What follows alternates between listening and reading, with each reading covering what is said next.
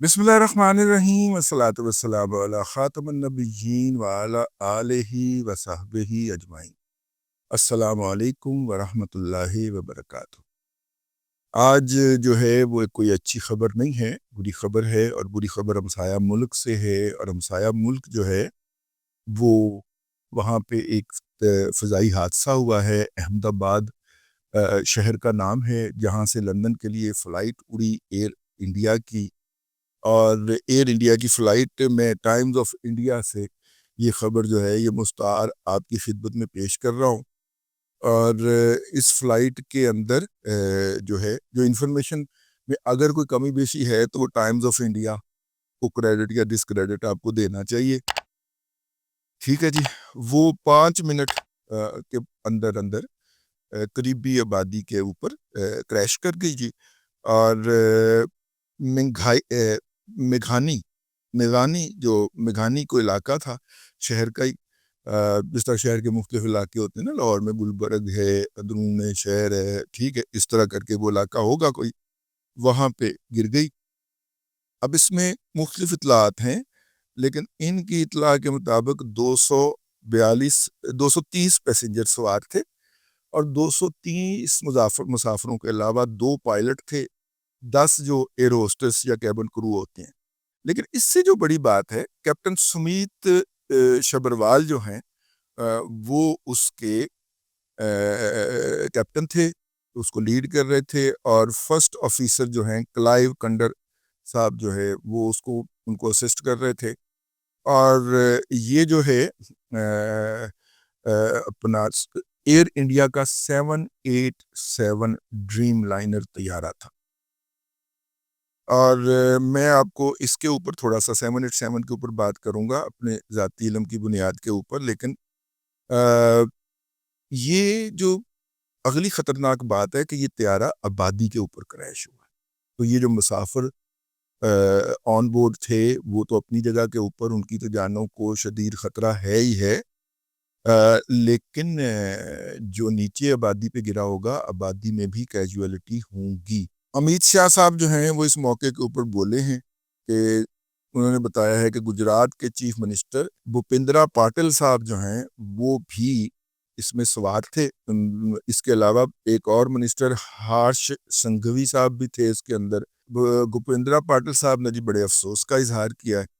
और ये जो लोग हैं ज़ाहिर है बेचारे बेकसूर मुसाफिर, जिनका ये सफ़र जो है वो आखिरी सफ़र शाम हुआ। इब्तदाई इंफॉर्मेशन है जी 12 जून को जो है वो ये वाक़या हुआ है, और उसकी पूरी डिटेल जो है वो जारी कर दी गई है, और जितनी की डिटेल इनके हाथ में आई। अब 787 ड्रीम लाइनर ये बोइंग का तैयार है। बोइंग अमेरिका की कंपनी, अमेरिका की सब और दुनिया की सबसे बड़ी तैयारा साज कंपनी, और इसका महफूज तरीन ड्रीम लाइनर उसका नाम है, महफूज तरीन तैयारा 787। लंबे रूट के लिए छोटी कैपेसिटी का तैयारा, लंबे रूट के लिए बड़ी कैपेसिटी का तैयारा 777 है। ठीक है। लंबे रूट के लिए छोटी कैपेसिटी का तैयारा, मतलब 777 के अंदर 390 पैसेंजर भी आ जाते हैं। ठीक है। 440 पैसेंजर भी आ जाते हैं 777 के अंदर। ठीक है, जो कि PIA के पास है, जिसके ज़रिए हम ज़्यादातर कनाडा की और यूरोप की फ़्लाइट्स चलाते हैं, और उसी की वजह से PIA जो है वो ऑपरेटिंग प्रॉफिट कमाती है। ये 787 ड्रीम लाइनर जो है ये छोटी कैपेसिटी का तैयारा है, यानी कि 200-250 पैसेंजर इसके अंदर आते हैं। और ये लंबे रूट के लिए, यानी अगर उसने अहमदाबाद से लंदन फ्लाइट भरी है तो ये 6 घंटे की कम से कम फ्लाइट होगी। और अगर उसे पाकिस्तान को की एयर स्पेस को अवॉइड करके भी जाना था, जो कि जाना था, क्योंकि अभी कल ही भारतीय हुकूमत ने पाकिस्तान की हुकूमत को ये ख़त लिखा है कि आप हमें अपनी एयर स्पेस इस्तेमाल करने की इजाज़त दें, जिसके ऊपर पाकिस्तान ने पाबंदी लगाई हुई थी। जब ये पहलगाम वाक़े के बाद भारत ने पाकिस्तान के ख़िलाफ़ मुख्तलिफ़ किस्म की हर्जा सराई और धमकियाँ देने का सिलसिला शुरू किया और पाकिस्तान का पानी रोकने की बात की, तो पाकिस्तान ने भी जवाबी तौर पर उन पे पाबंदी लगा दी। अब यूरोप और अमेरिका की तरफ जितनी भी फ्लाइट्स जानी हैं, उनका भारत से उड़ते ही सीधा रूट बनता है पाकिस्तान, ईरान, اور ترکی اور یہ اس کی ایئر سے گزرتے ہوئے آگے وہ یورپ کو جاتے. ٹھیک ہے. تو اب اگر ان کو پہلے جانا پڑے عمان کی طرف اور عمان کے اوپر سے گھوم کے جانا پڑے تو ان کو کافی فرق پڑ جاتا ہے. تو اب میرا خیال ہے وہ 6-7 گھنٹے کی فلائٹ ہونی چاہیے احمد آباد سے. 5 گھنٹے کی تو اسلام آباد سے ہے نا.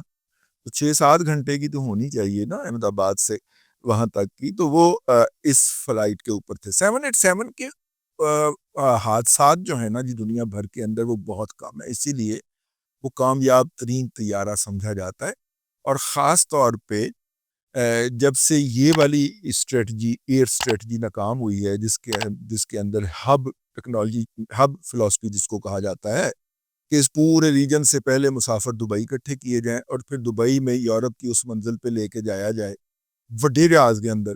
اس کی بجائے اگر متعلقہ شہروں سے براہ راست ان شہروں کی فلائٹیں چھوٹے چھوٹے جہازوں پہ چل جائیں جن کے اندر لمبا سفر کرنے کی صلاحیت ہو لیکن کیپیسٹی تھوڑی سی کم ہو تاکہ وہ کیپیسٹی بھرنے کے اندر آسانی رہے اور تھوڑے فیول میں وہ آپریٹ کر سکیں, تو جدید ترین طیاروں کے اندر اس کا شمار ہوتا ہے. 787 کا حادثہ جو ہے وہ امریکہ کی ایوی ایشن کے لیے ایک ڈراؤنا خواب ہو سکتا ہے. ٹھیک ہے.